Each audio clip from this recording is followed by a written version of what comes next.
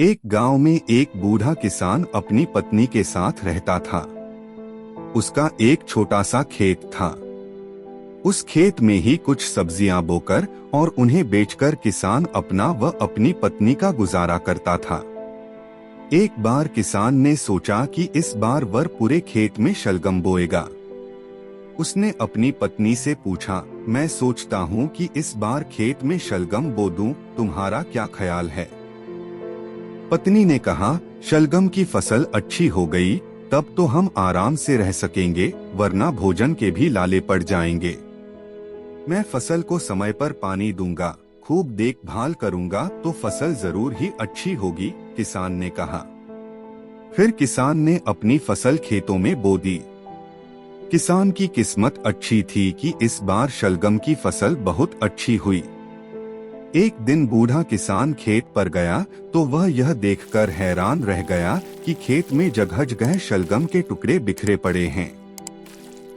उसने झुककर देखा कि ढेरों शलगम फैली पड़ी हैं, परंतु सभी के छोटे-छोटे टुकड़े बचे पड़े हैं। किसान की समझ में नहीं आया कि यह कैसे हो सकता है।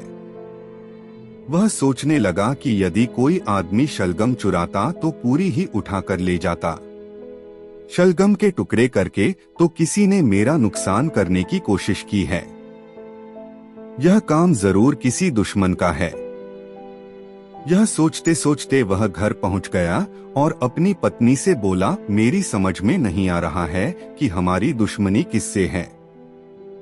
उसकी पत्नी बोली, हमारी दुश्मनी तो किसी से नहीं, जरा खुलकर बताओ, बात क्या है? किसान बोला, किसी ने हमारा नुकसान करने की कोशिश की है। अपने खेत में ढेरों शलगम के टुकड़े पड़े हैं। अगर कोई चुराता तो शलगम ही निकाल कर ले जाता। यह तो किसी दुश्मन की चाल लगती है जो उसने शलगम के टुकड़े कर डाले। भला हमारा दुश्मन कौन हो सकता है?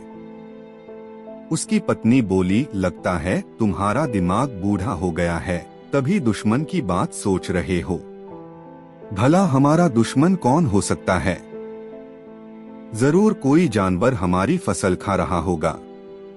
बूढ़े किसान को बुढ़िया की बात जंच गई और वह रात को पहरा देने खेत पर चला गया। वह हाथ में कुल्हाड़ी लिए खेत के किनारे घास में छिप कर बैठ गया। आधी रात में अचानक भालू आया और शलगम निकालकर कुछ खाने लगा और कुछ फेंकने लगा। किसान ने आव देखा न ताव, अपनी कुल्हाड़ी जोर से भालू की तरफ मारी। कुल्हाड़ी भालू के पिछले पैर में लगी और उसका एक पैर गिर गया। भालू दर्द से चिल्लाता हुआ लंगड़ाकर जंगल की तरफ चला गया। उसके जाने के बाद किसान ने भालू की टांग उठाई और घर पर आ गया। बुढ़िया टांग देखकर खुश हुई। बुढ़िया ने टांग को धोकर उसकी खाल उतार दी। उसके बालों से ऊन बुन लिया और फिर टांग ने रख दिया। किसान और पत्नी ने जमकर आनंद लिया। उधर टांग कटने से परेशान भालू किसान से बदला लेने की सोचने लगा।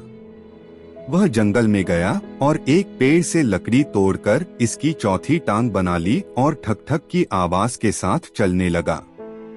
फिर एक दिन मौका देखकर वह सुबह को किसान के घर पहुंच गया।